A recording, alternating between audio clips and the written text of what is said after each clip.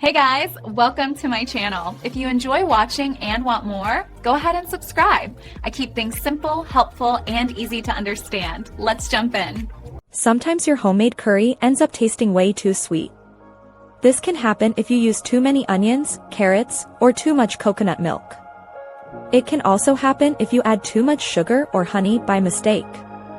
Luckily, you can fix this easily with a few simple kitchen staples. First, try adding an acid. Squeeze in some fresh lemon or lime juice. You can also use a teaspoon of apple cider vinegar. Acid cuts right through the sweetness and balances the final flavor. Second, increase the heat. Add more chili powder, cayenne pepper, or chopped fresh chilies. The spicy kick will distract your taste buds from the sugar. Third, use more salt.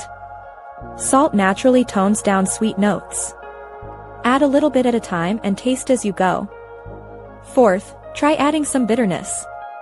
A small pinch of extra turmeric or even a tiny bit of unsweetened cocoa powder can work wonders.